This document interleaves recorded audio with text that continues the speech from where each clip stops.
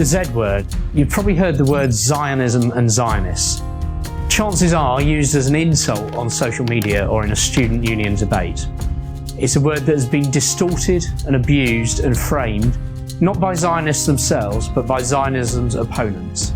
It's come to be believed to mean hardliners who want a greater Israel and no peace deal with the Palestinians, oppressors, colonialists, expropriators of land, users of excessive military force, proponents of apartheid, even ethnic cleansers. It's also come to be used as a synonym for Jews by anti-Semites who want to use the old racist tropes about conspiracies and global control of finance, media and politics, but to get away with it by saying, we only said that about Zionists, we didn't say it about Jews. But this isn't what Zionism means. Zionism is simply the belief that the Jewish people should have a homeland in Israel. Judaism isn't just a religion. The Jewish people are a nation who share a common land, a common religion, and a common history. Following defeat by the Roman Empire, most Jews lived in exile outside the land of Israel for 2,000 years, although there was a residual, continuous Jewish presence. In many countries, Jews were a persecuted minority.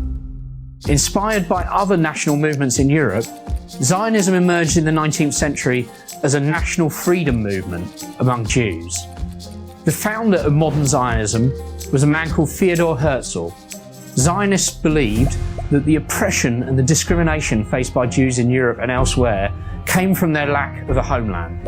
A homeland would give Jews physical security and allow a full flowering of their culture. And although it was predominantly a secular movement, Zionism was rooted in the Jewish people's strong emotional and religious attachment to its historic homeland in Israel, which was then part of the Ottoman Empire. Herzl's Zionist organisation encouraged migration to Palestine. This immigration and purchase of land for agriculture, often from Arab absentee landlords, was legally approved by the Ottoman authorities. During the First World War, Britain conquered Palestine from the Ottoman Empire. In the 1917 Balfour Declaration, the British government announced its support for a Jewish national home in Palestine. In 1922, Britain received the mandate to govern Palestine on behalf of the League of Nations. The wording of the Balfour Declaration was included in the mandate. Palestine, as defined in the mandate, included the present-day state of Jordan, as well as Israel and the West Bank and Gaza. Jews saw a parallel between their own moves towards self-determination and the national liberation of new states in Central and Eastern Europe following the collapse of the Austrian and Russian empires.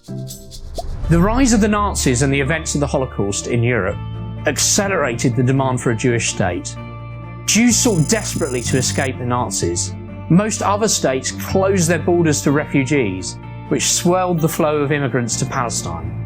The British barred Jewish immigration to Palestine in 1939. After the war, many Holocaust survivors, unable or unwilling to return to their homes, clamoured for admission to Palestine. The British authorities refused entry to the majority of them. What the British termed as illegal immigration flourished and was met with a tough response. The Zionists fought an anti-colonial struggle to end British mandate rule and achieve a Jewish state. In 1947, the UN approved a plan to partition the land between a Jewish state and an Arab state. The Jews accepted the plan, but the Arab community in Palestine and the neighbouring Arab states rejected it. Arab militias attacked Jewish communities. When the British mandate ended, the Zionists established Israel as an independent state. Armed forces from all the neighbouring Arab countries invaded. Despite the odds, the tiny Jewish state survived and won the War of Independence. The borders of Israel, between 1948 and 1967, known now as the 67 borders, were actually the ceasefire line at the end of the War of Independence.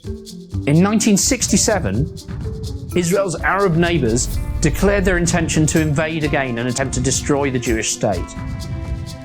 Israel responded by launching a preemptive strike against Egypt and Syria and counterattacked against the attacking Jordanian forces.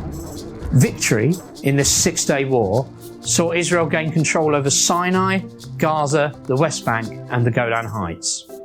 Anyone who supports the existence of the State of Israel, including as part of a two-state solution alongside a Palestinian state, is a Zionist. Zionists come in lots of types: liberal Zionists, revisionist security-focused Zionists, socialist, quotes, Labour Zionists, religious Zionists. Not all Zionists are Jewish. Millions of non-Jews support the Jewish desire for national self-determination. I'm one of them, a non-Jew from a centre-left political background. But the vast majority of Jews are Zionists. Vigorous internal debate about whether Jews needed a state was largely settled by the horrors of the Holocaust. Tragically, no one else came to protect the Jews or offer them safe haven. If Israel had existed in the 1930s, it would have been a place Jews could have escaped to and been protected by the armed forces of a Jewish state. 44% of all Jews now live in Israel. Outside Israel, most synagogues say a weekly prayer for the State of Israel. Recent polling found that 90% of British Jews support Israel's right to exist as a Jewish state. Whether you are Jewish or non-Jewish, if you support the right to self-determination of all peoples, including Jews, you should be proud to call yourself a Zionist.